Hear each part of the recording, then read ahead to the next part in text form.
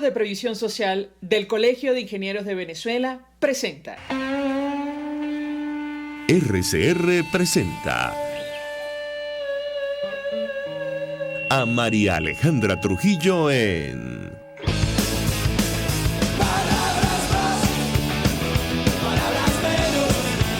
Palabras más, palabras menos.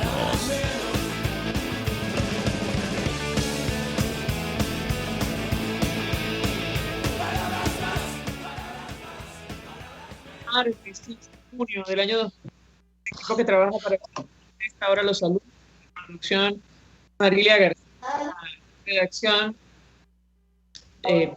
Génesis Rodríguez, controles César Arteaga, que tendrá el inmenso placer de acompañarle, María Alejandra Trujillo. Saben que ustedes se pueden comunicar desde muy temprano a través de la cuenta en Twitter, @RCR750, seguirnos por el Periscope, por internet, rcr750.com, y el resto de nuestras plataformas digitales a través de TuneIn y YouTube. Escuchaban ustedes un resumen de las informaciones más destacadas. Simplemente comentar un titular, porque ya tenemos a nuestro primer invitado vía Skype a propósito de lo ocurrido ayer en La Vega. 3 víctimas mortales deja el enfrentamiento entre grupos armados, bandas criminales y los cuerpos de seguridad del Estado. De esto hemos hablado con ustedes en varias oportunidades. Hace años se promovió en Venezuela aquello de las zonas de paz bajo el control de justamente grupos, en muchos casos grupos criminales, y como han dicho varios invitados en este espacio, de aquellos polvos, lamentablemente, estos lodos.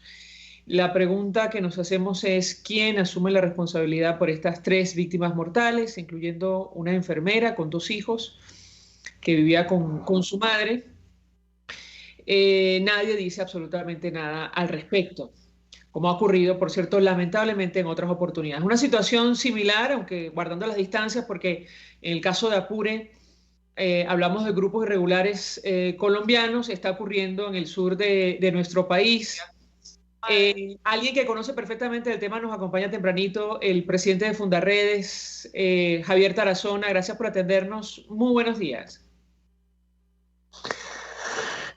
Bueno, María Alejandra, buenos días. Quiero agradecer infinitamente a este espacio, Palabras Más, Palabras Menos, que conduces en Radio Caracas Radio. Una ventana de las que aún tenemos en el país para poder compartir las preocupaciones, que sin duda alguna que son muchas. Son muchas, sobre todo cuando, María Alejandra, se normaliza la violencia, nos habituamos a la cultura de la muerte, cuando lamentablemente la narrativa oficial, el proceso de adoctrinamiento en la escuela, todo el aparataje simbólico, comunicacional por control del Estado, ha hecho que esto se configure como una atmósfera de normalización. Decir que hoy mueren tantas personas en manos de la violencia en cualquier región del país, lamentablemente es el común denominador de la nación. Yo creo que tenemos que hacer un esfuerzo multisectorial para transformar esta realidad, pero lo primero es reconocer que estamos en un país en el que no hay guerra, pero los saldos son superiores a las naciones que viven guerra. Bueno, Creo que eso es importante.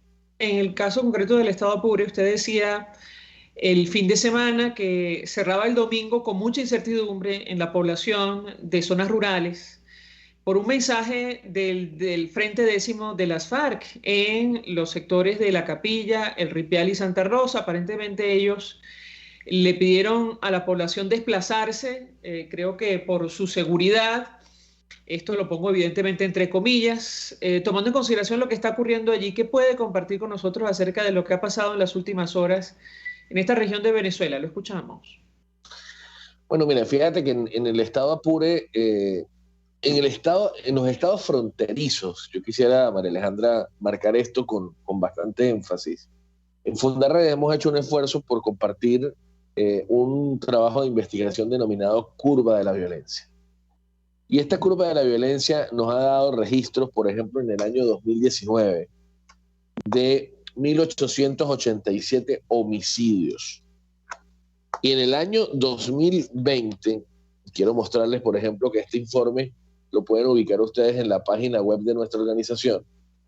En el año 2020, 1.613 homicidios. Ustedes pueden ingresar en la página web www.fundarredes.org y pueden conocer detalles del informe Curva de la Violencia.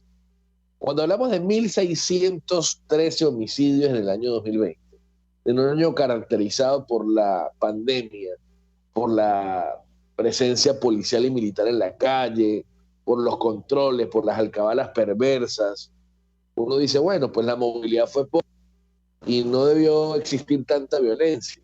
Estamos hablando de que cada 6 horas en los estados fronterizos cae una persona en manos de la violencia. Esto, sin duda alguna, que es el resultado de una ausencia del Estado, de una proliferación de disputas entre grupos armados irregulares por el control de poder. Este fin de semana en Apure, luego de haber liberado a 8 rehenes, a 8 secuestrados, a 8 prisioneros de guerra, la disidencia del Frente Décimo de la FARC, de haber llegado a un acuerdo en el que participó el Comité Internacional de la Cruz Roja para la liberación de estos militares con vida. Aun cuando a esta hora hay 2 militares, María Alejandra, esto es importante decirlo, 2 militares desaparecidos.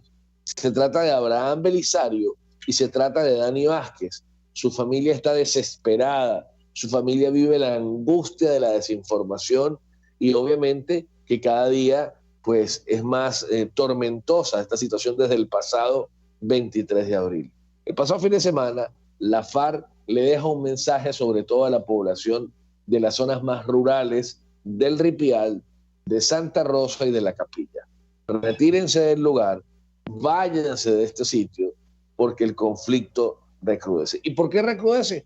Porque hay presencia de las Fuerzas Armadas, toda vez que habían llegado a un acuerdo de una liberación por 6 meses de este territorio de presencia militar para el desarrollo de operaciones libres por parte de este grupo terrorista en Venezuela. Brevemente yo tengo que preguntarle a Javier Tarazona, porque vamos a referirnos a esto después del corte. Entendemos, según Human Rights Watch, que las violaciones de derechos humanos en Apure fueron elevadas a la Corte Penal Internacional. ¿Qué puede decirnos sobre este tema en específico? Lo escuchamos. Sí, fíjate que Fundarredes ha desarrollado toda una sistematización del monitoreo que hace de manera diaria, de manera constante en los estados fronterizos. Nosotros hemos elevado a primera instancia, a instancias regionales, o mejor dicho, locales, del Ministerio Público y de Defensoría del Pueblo, todas estas situaciones de violaciones de derechos humanos. Nos referimos, por ejemplo, a las desapariciones forzadas, a las ejecuciones extrajudiciales, a las detenciones arbitrarias, el desplazamiento de personas que ha ocurrido en el estado de Apure durante esta etapa de conflicto armado entre el Frente Décimo de la FARC y las Fuerzas Armadas venezolanas. Estos delitos de lesa humanidad, así como también estos delitos de guerra, estos crímenes de guerra que han afectado a la población civil.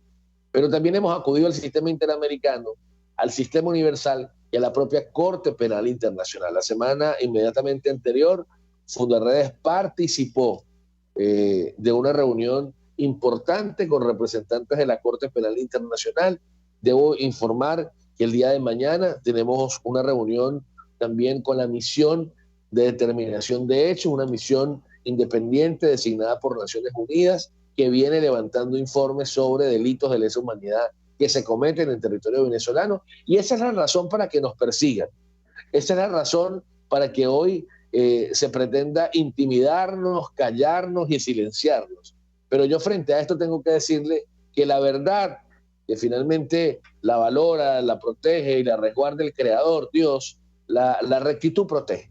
Y ella es nuestra principal protección. Dios está cuidándonos en medio de un contexto opresivo, María Alejandra, porque hay que ver lo que se vive en territorio fronterizo, lo que estamos acá en frontera viviendo día a día cuando nos encontramos con la perversidad, por ejemplo, de las alcabaras, de todos los cuerpos policiales y militares, que se ha convertido en la gran empresa del socialismo del siglo XXI para financiar a los comandantes de los cuerpos policiales y militares en todo el país, y que tenemos que denunciarlo. Pero en la frontera es impresionante, porque cada ciudadano que va al otro lado del charco, como muchas veces se dice, es decir, que va a Colombia por los pasos ilegales, bien sea por el Zulia, por el Táchira, por Apure, por Bolívar, por Amazonas, vienen con mercado, con medicamentos, con alimentos, con cosas que no se consiguen en el país.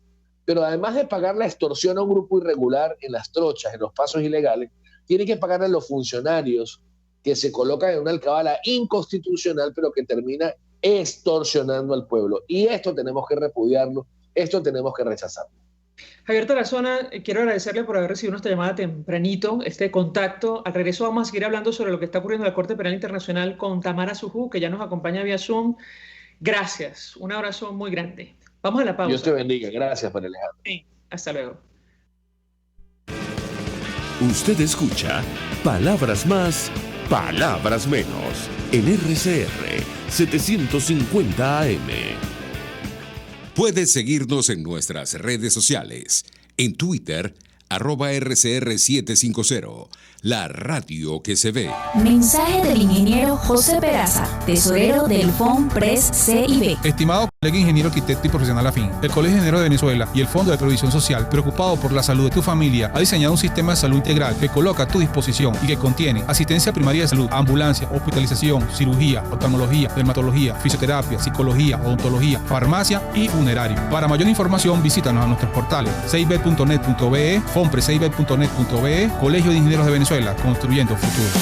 En Global Therap seguimos comprometidos con tu rehabilitación física, te ayudamos a recuperarte de tu posoperatorio y en el alivio del dolor. Búscanos en el Centro Comercial Multiplaza Paraíso Nivel Empresarial 2 a través de Twitter e Instagram o llámanos al 0412-256-1104. Y no olvides lavarte las manos con agua y jabón y cumplir con el distanciamiento social. Global Therap y despídete del dolor. Todos las piensan, todos las escuchan y María Alejandra Trujillo te las dice. Palabras más, palabras menos. Continuamos, amigos, palabras más, palabras menos. Hace algunos minutos abierta la zona de Fundarredes. Confirmado que efectivamente las violaciones recientes de derechos humanos en el estado Apure fueron elevadas al expediente de la Corte Penal Internacional que hay sobre Venezuela, de la Fiscalía de la Corte Penal Internacional. Mañana, nos decía, tiene reunión con la Misión de Determinación de Hechos de Naciones Unidas, y alguien que conoce perfectamente estos temas nos acompaña vía Zoom. Se trata de la directora ejecutiva del Instituto CASLA, Tamara Sujú. Gracias por atendernos, buenos días. Hola, buenos días, gracias a ti por invitarme a tu programa. Pues mucho interés de conocer lo que pueda compartir con nosotros acerca de lo que está ocurriendo en materia de derechos humanos y la expectativa que tiene en lo personal sobre el avance o no del examen preliminar. Hoy es el último día en el cargo, entiendo, de la fiscal general, la actual fiscal general Fatou Bensouda. ¿Qué puede decirnos? Bienvenida. Hola, bueno, sí, efectivamente ya se está haciendo la transmisión del fiscal general de la Corte Penal Internacional. Asume el fiscal recientemente elegido. Y la fiscal deja su cargo después de los años que corresponden, ¿no? Hemos visto la última semana que la Fiscalía venezolana de la estructura criminal de Nicolás Maduro ha estado enviando papeles como loco, ¿no? Es decir, diciendo que llamando a la Corte a darles su derecho a la defensa porque supuestamente y que la Fiscalía no había permitido que el Estado venezolano se defendiera según él. Imagínate el Estado pidiendo derecho a la defensa en la Corte Penal cuando nunca le ha dado el derecho a la defensa a tantas víctimas, incluso a todos esos presos políticos que están hoy en las cárceles venezolanas, ¿no? Entonces, yo creo que si hay motivos por el cual se retarde ese informe que la fiscal había anunciado que iba a dar antes de irse, es justamente porque la Corte ha tenido que estar respondiendo a todos estos documentos que ha estado mandando el fiscal, ¿no? Incluso fíjate que hoy cuelga un aviso, Tarek William Saad, diciendo que ha recibido correspondencia de la Corte donde le agradecen la colaboración que ha estado prestando y reconocen su actuación en cuanto a respuestas que la Corte le ha solicitado, ¿no? Esto, lo único que yo te puedo decir, según la lectura que le doy, es que la Corte, por supuesto, avisa que ha recibido todas esas comunicaciones, agradece la colaboración que la Fiscalía de Maduro está dando al enviar esta documentación, pero lo que yo te quiero decir y lo que le quiero decir a los que nos están escuchando es que en ninguno de esos papeles que está metiendo Tarek William Saad en la Corte Penal Internacional está hablando de que hay investigaciones serias y creíbles de los verdaderos culpables de los crímenes de lesa humanidad. Porque, como siempre digo, no es el que pega obedece. El que tortura, el que desaparece, el que viola, está obedeciendo órdenes. Y la inducción, las órdenes, los cuerpos de seguridad obedecen a una estructura de mando, ¿no? Y no nos olvidemos que es la Corte Penal Internacional lo que se estudia, lo que se investiga y quienes van a juicio son los altos responsables. Por lo tanto, Tarek sigue mandando papeles de actuaciones de la Fiscalía, pero no hemos visto ni una sola acusación contra la estructura de mando criminal que mantiene Nicolás Maduro, empezando por él, porque él es el fiscal de Maduro. Y durante todos estos años que ha sido el fiscal, es quien ha inducido la represión, es quien ha omitido hacer investigaciones serias sobre todas las torturas que han denunciado cientos de víctimas, porque no es esas 5 que ha escogido él para hablar en cadenas de televisión, no. Son cientos de víctimas que han sido detenidas, torturadas, desaparecidas, han sido víctimas de violencia sexual, de cualquier tipo de violencia sexual, la represión sistemática contra grupos minoritarios políticos, por ejemplo, ¿no? Y sobre eso, él jamás ha dicho nada porque él ha formado parte de esa estructura represiva. Ha habido víctimas que han ido a denunciar las torturas con nombre y apellido, quiénes son, dónde están, cómo fueron torturados, y él se ha hecho siempre el idiota, como se han hecho siempre en los tontos todos los fiscales del Ministerio Público en los juicios de los torturados, en los juicios donde han ido los torturados a declarar, por ejemplo, ¿no? Entonces, esa defensa que está haciendo él, esos papeles que él está metiendo en la Corte Penal Internacional, por supuesto que ameritan que la Corte los lea, los estudie, la fiscal argumente ante la sala de exámenes preliminares, lo que él está diciendo y la respuesta de la Fiscalía, porque la Fiscalía tiene que responder. Ahora bien, Mariela, es importante también decir que la transición de un fiscal al otro no va a hacer un cambio como la gente piensa, ¿no? Que se va una que nunca hizo nada y va a regresar otro que sí hizo. Es importante mantener la independencia del nuevo fiscal y sobre eso el trabajo continúa, porque es el cambio de un fiscal al otro que siempre tiene que ocurrir en la Corte porque así lo manda el Estatuto de Roma. Pero el verdadero equipo que trabaja en la Corte Penal Internacional, el equipo de la Fiscalía, que son los que examinan, los que leen el material, los que determinan qué casos pueden ser significativos para la evaluación, qué tienen que descartar, ese equipo continúa en la Corte y ese equipo tiene el material suficiente para saber o para a estas alturas determinar en el momento en que tengas que determinarlo que sí hay y que sí se han cometido crímenes de lesa humanidad y que no hay una justicia en Venezuela creíble, independiente, para llevar a cabo la investigación que todas las organizaciones que hemos denunciado en la Corte y todo lo que se ha dicho en la Corte sea posible, ¿no? Es decir, por mucho que Tarek William Saad diga que está colaborando con la Corte sabe que en Venezuela no hay justicia independiente, que ha sido utilizada como herramienta de persecución, como herramienta de justamente de lo que ellos llaman represión sistemática contra la población civil. Y ese sistema de justicia y esa estructura está intacta, porque son los mismos fiscales y los mismos jueces que han permitido las detenciones arbitrarias y todo lo demás que te he contado. Entonces, dime. Doctora Tamara, perdonen que la interrumpe, dos inquietudes que nos surgen a partir de lo que usted dice. Número uno, entendemos que el principio de obediencia debida no puede aplicar en este caso a propósito de lo que usted dice, es decir, independientemente de la cadena de mando, que además ha sido mencionada en el informe de la Misión de Determinación de Hechos, aquellos que efectivamente sean culpables de tortura, violencia sexual o persecución por razones políticas tendrán que responder ante la justicia. Usted me corregirá si me equivoco, eso en primer lugar. Y en segundo lugar, en el informe de diciembre de la fiscal que hoy entrega su cargo, ella advertía que existían serios indicios sobre delitos de lesa humanidad. Mencionaba esos tres, me refiero a la tortura, la violencia sexual y la persecución de un grupo o colectividad con identidad propia fundada por motivos políticos. Yo le preguntaría si puede haber cambiado algo o no desde esa fecha hasta ahora, como para pensar que, bueno, de pronto al final no se abriría una investigación. ¿Qué puede decirnos sobre estos dos temas? Para nada, fíjate, ¿no? Como te decía, la Corte Penal juzga altos responsables. Quedará para la justicia cuando regrese a Venezuela el Estado de Derecho, ¿verdad?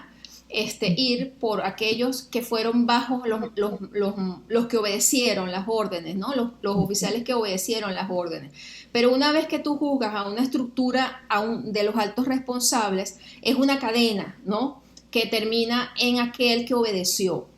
En cuanto a los crímenes que ella anuncia en diciembre, que están siendo evaluados como posibles, como crímenes que están siendo considerados por la Corte y por el cual pasa fase 3 y además anuncia que los primeros meses del año iba a terminar el examen preliminar, es decir, termina la fase 4, son los crímenes que hoy continúan siendo evaluados, es decir, no es que esos crímenes hayan dejado de suceder y que las víctimas ya no existen, porque las detenciones arbitrarias, la tortura y la violencia sexual y la persecución contra grupos minoritarios está y estuvo. Es decir, no por mucho que el régimen trate de defenderse, el crimen dejó de suceder o el crimen no sucedió, porque las personas en el caso de las que fueron torturadas, incluso hay cientos que todavía están presos en las cárceles y los que no están presos están sufriendo las secuelas y las consecuencias de las torturas y sus casos no van a ser redimidos, no van a ser olvidados y no porque están libres o porque ya están con alguna medida cautelar, no fueron torturados. Es decir, la Corte Penal Internacional juzga crímenes de lesa humanidad, los peores crímenes que se pueden cometer a un ser humano. Y los crímenes de lesa humanidad no prescriben en ningún caso, ni en ningún momento, ni en ninguna ocasión. Aunque el régimen responda lo que responda, no puede borrar nunca las huellas de lo que ha hecho, porque hay miles de víctimas que hoy en día, Mariali, están sufriendo las terribles consecuencias de eso. Víctimas que han quedado marcadas para toda su vida, víctimas incluso... Tenemos a 2 personas asesinadas por torturas que jamás van a regresar y que murieron bajo el poder del Estado, bajo el Estado, cuando estaban custodiados por el Estado, asesinados por tortura, que son el concejal Albán y el capitán de fragata Acosta Arévalo. Eso no lo puede olvidar nadie y en la Corte Penal Internacional, por eso es que el proceso de investigación en el que vamos a entrar, porque yo estoy segura que eso viene, Mariali, viene el proceso de investigación, puede tardar años, no es una cosa inmediata, ¿no?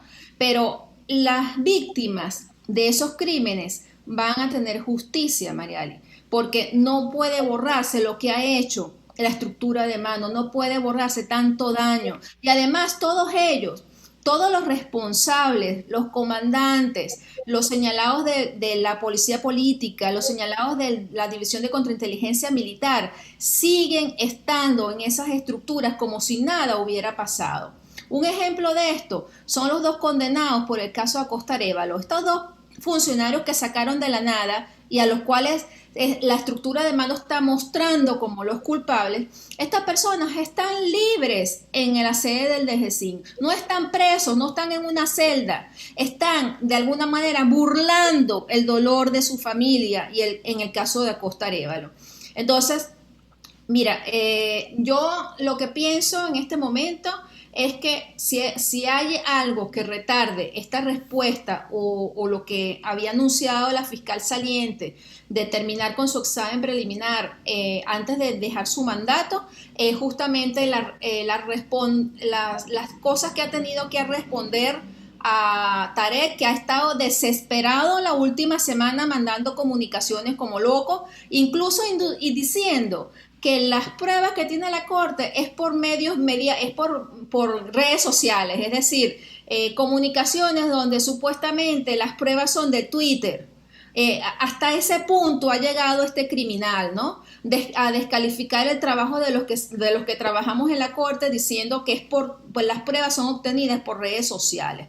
Lo que no sabe este criminal es que no solamente son las víctimas las que han dado sus testimonios, sus familias, sus abogados, sino que los propios funcionarios disidentes, funcionarios que no están de acuerdo con lo que están pasando ni en la División de Contrainteligencia Militar ni en el SEBIN, han dado testimonios de cómo es la planificación de la comisión de estos crímenes, con nombres y apellidos, altos responsables, y eso todo ese material lo tiene la Corte. Y Tarek, tú eres un alto responsable, así como lo es el ministro de la Defensa, así como lo es Delcy Rodríguez, que tenía adjudicada hasta hace 15 días el Servicio Bolivariano de Inteligencia. Fíjate eso, Mariali, eso es otra cosa que te dice lo asustado que estos están, que han estado no solamente sacando a los presos políticos de las cárceles políticas y militares, como el de DGCIN.